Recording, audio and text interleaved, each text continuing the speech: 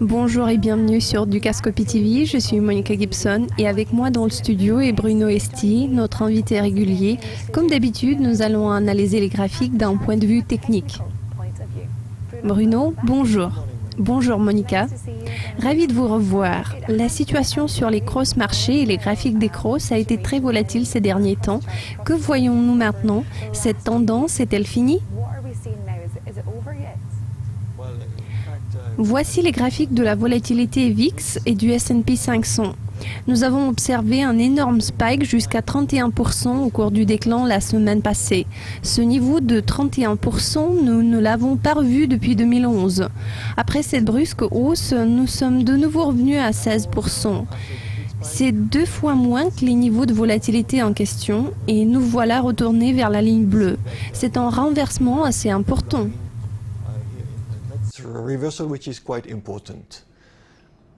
Il y avait beaucoup de discussions autour de la tendance à la hausse des actions américaines. Que pouvez-vous en dire? Cette tendance se voit-elle menacée maintenant?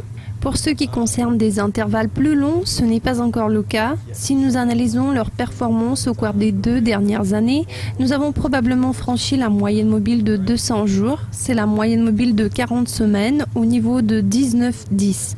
Elle a reculé à 18,20 de sa marque de 20,22. Il s'agit d'une correction assez importante de 10%. Nous n'en avons pas eu depuis 2 ans. Elle a brusquement rebondi au-dessus de la moyenne mobile de 40 semaines. On a atteint la ligne tendancielle rouge en pointillé. En descendant plus bas, nous voyons que sur les oscillateurs momentum, l'oscillateur est survendu à la hausse. Donc, c'est un plancher relativement important que nous voyons à la marque de 18,20.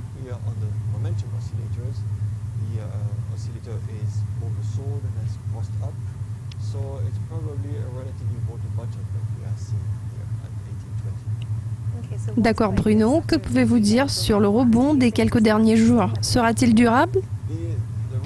Le rebond est extrêmement brusque, comme nous pouvons le voir sur le graphique journalier. On a reculé en 5 jours et puis, 5 jours après, on a pu rebondir suffisamment pour regagner le même niveau. Qu'est-ce qui s'est passé? Nous sommes revenus 60% en arrière dans notre chemin de 20,20 à 18,20. On se trouve actuellement près de 19,43. En règle générale, lorsque des choses pareilles se produisent, il y a un retour du sentiment, c'est-à-dire qu'on s'attend à la résistance au niveau de 19,65, un peu au-dessus du prix courant, au niveau du nuage. Nous pouvons également nous attendre à un retour qui va importer 50% de tout ce rebond, ce qui nous amènera vers 18,80. Donc, on se trouve dans une fourchette comprise entre 18,80 et 19,65. Et si nous parlons des faibles et moyennes capitalisations, y voyons-nous la même situation? Ici, nous voyons les faibles et moyennes capitalisations. Les small caps sont au sommet, tandis que les mid caps sont au fond, sur la ligne noire. Puis, nous avons 2 autres lignes. La ligne rouge en pointillé est la force relative sur les small caps contre le S&P 500. Et plus bas, nous voyons la même chose sur les mid caps à partir de la force relative. Cette ligne rouge en pointillé suit une tendance à la baisse. Certes, il y a eu une légère hausse, cependant, on envisage le maintien de cette tendance à la baisse pendant les semaines qui restent jusqu'à la fin de l'année. Nous attendons à ce que les petites et moyennes capitalisations soient sous-performantes et seules les grandes capitalisations promettent d'être performantes. D'accord, donc la performance ne sera pas très forte. Passons à l'Europe. Que pouvez-vous dire sur la situation générale en Europe? Les perspectives de l'Europe ne sont pas si roses. Ce qui nous inquiète un peu, c'est la tendance à la baisse observée sur la force relative de l'Eurostoxx 50 contre le S&P 500. Nous sommes susceptibles d'atteindre de nouveaux points bas, ce qui n'est pas un bon signe. Nous avons franchi quelques lignes tendancielles importantes. Nous avons eu un spike similaire à celui qu'on a enregistré dans le marché américain. La hausse est un peu moins importante. Nous avons une situation de survente qui nous suggère la continuation du rebond. J'envisage une fourchette d'échange comprise entre 3100 et 2900. Pourtant, il se peut qu'on refranchisse des points bas à la clôture, donc les perspectives sont moins optimistes. Alors, pas trop d'optimisme pour l'Europe, comme vous le dites, mais y a-t-il du soutien du côté des marchés émergents, par exemple? Il n'y a pas eu trop de soutien du côté des marchés émergents ces derniers temps. Au moins, il n'y a pas eu de grands mouvements. Nous voyons que la force relative du marché émergent contre le S&P 500 a été assez plate, même pendant la baisse et malgré le fait que le marché émergent est plus volatile que le S&P 500. C'est une bonne nouvelle.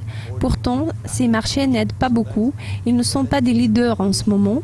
Tous les yeux sont tournés vers le S&P 500 et quelques autres marchés.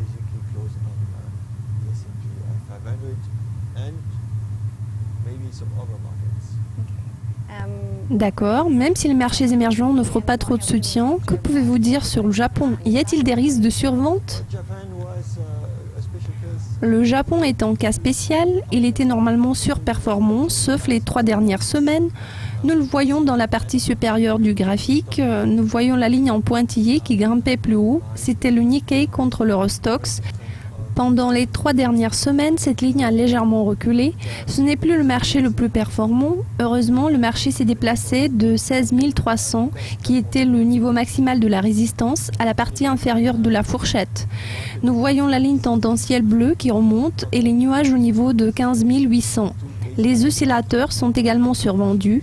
Nous pouvons nous attendre à un rebond. Mais pas de grand leadership auquel nous nous sommes habitués dans le passé, surtout pendant le mois d'août.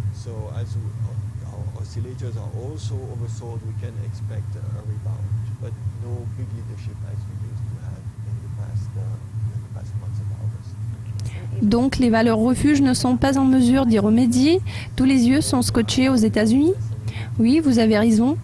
Et nous devons les surveiller très attentivement. Ok, super Bruno. Merci beaucoup de votre participation. C'est toujours un plaisir de vous accueillir. Je vous en prie. Cela conclut notre séance d'analyse technique. Restez à l'écoute de Dukascopy TV pour des mises à jour de chaque heure. Au revoir. Goodbye for now.